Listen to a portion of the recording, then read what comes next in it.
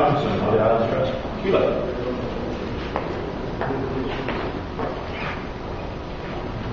Good morning, good afternoon. Today's announcement represents the culmination of a very unusual, very welcome conservation effort for the Gulf Islands. The Islands Trust Act specifically invites us to preserve and protect the unique environment and amenities of the Gulf Islands in cooperation with others, and this is a perfect illustration of that. Our role in the Islands Trust was the rezoning of the land. The Denman Island Trust Committee is the zoning authority.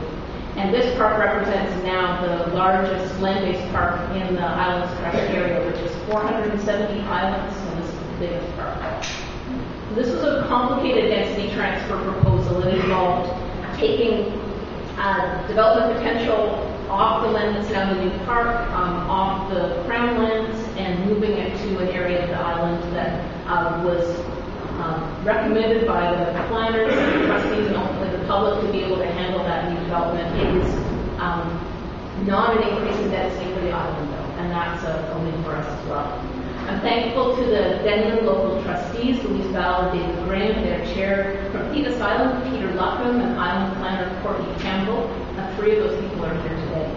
The views of Denman Island residents were also vital to this rezoning process, and we're really appreciative of all the members of the public that brought their ideas and passion and input into this rezoning proposal.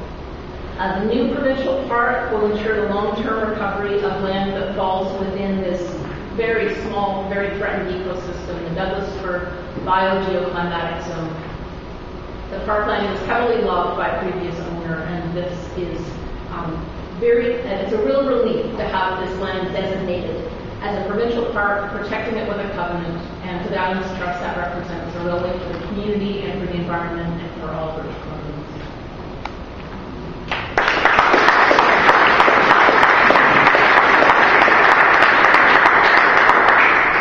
Thank you very much, Shelia. We've heard words today like innovative, unique, and creative to describe the funding formula for this acquisition. To help shed some light on this and how it worked, and to understand just what is so unique about it, I've asked the CEO of ERA Carbon Offsets, Dr. Robert Falls, to say a few words. Dr. Falls. Thank you very much for that introduction. And it's an exciting day for us because we began talking to BC Parks folks 6 years ago about the potential for using the value of carbon benefits associated with ecological restoration and protection in BC Parks. And here we are 6 years later because a lot of people worked really, really hard at getting this project together. And so we're pretty excited to be here. Since that time, we began 6 years ago talking to BC Parks. We continue doing work in British Columbia. We work in ERA Carbon Offsets works in local communities on community-based ecosystem restoration projects that involve us restoring and protecting local ecosystems, forest ecosystems for long periods of time. Today's announcement with respect to the protected areas of Denman Island was facilitated by this voluntary carbon market that you're hearing more and more about, and you're going to continue hearing more about as we try to address climate change with a number of different approaches. Some of them are reductions in emissions from industrial operations, some of them are avoidances, but in this case, in the case of where we're using biological systems, we're looking at both storing carbon in the forest and removing carbon dioxide from the atmosphere. Trees, photosynthesis is the only way known to man to get carbon out of the atmosphere and store it for long periods of time. And British Columbia, particularly coastal British Columbia, is uniquely characterized in terms of its ability to remove and store carbon for long periods of time. So we're very fortunate to live in this part of the world from a carbon point of view. Since we got going on this project and since our partners from Germany, the Forest Carbon Group, began participating with ERA, we've created dozens of jobs in British Columbia involved in the restoration of forests. So we're pretty excited about this. It represents groundbreaking leadership in climate policy and environmental stewardship and creative private-public partnerships. I would really like to acknowledge as well, and you'll be hearing from Alexander Zang from the Forest Garden Group, for their participation in this project. It wouldn't have happened without them. The Forest Garden Group has recognized the unique characteristics and quality of the carbon offsets that are generated from British Columbia with the biodiversity attributes and also habitat values that go with doing this kind of work in British Columbia. So this is a triple win. It's a win for the environment, it's a win for the climate, and it's a win for future generations of British Columbians. Thank you very much.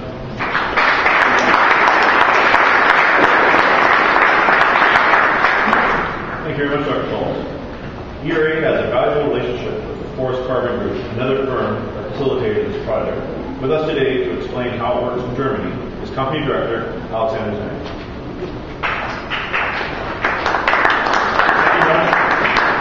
Good afternoon, ladies and gentlemen. Thank you for the opportunity to spend a few words on our case on Denman Island. As Mr. Peller mentioned, we are a German company based in Frankfurt. First Carbon Group finance, develop, or co-develop forestry projects worldwide. We transform and integrate those projects in part or as a whole into the climate strategy of companies and institutions, which is mostly part of their CSR strategy. We are driven by the idea that the environment and the economy should mutually benefit for each other. Now, why forestry? We see forests with their capability for carbon capture and storage in a natural way as one of the most important instruments in the mitigation of climate change. Forests can be part of the problem, but they can also be part of the solution of climate change if we prevent them from deforestation, restore them, and extend them. To do so, we are using the mechanism of the voluntary carbon market. We see carbon credits as a currency that allows the preservation and restoration of forest land and, in the greater scheme, giving value to and paying for ecosystem services. That's the reason we invest only in such charismatic projects like Denman Island. We are not interested in nameless carbon credits. We and our clients are interested in real solutions. They not only want to get carbon neutral, they want to become more sustainable. That means to put value on things they really depend on in a direct or indirect way, like ecosystem services. That's not done with buying any cheap, like plain vanilla certificates. So we are very happy to participate in the development of Denman Island. It is a great joy to enable restoring and protecting one of the oldest forest ecosystems worldwide. And I thank all men on the podium, of course, for this great work they have done. Thank you very much.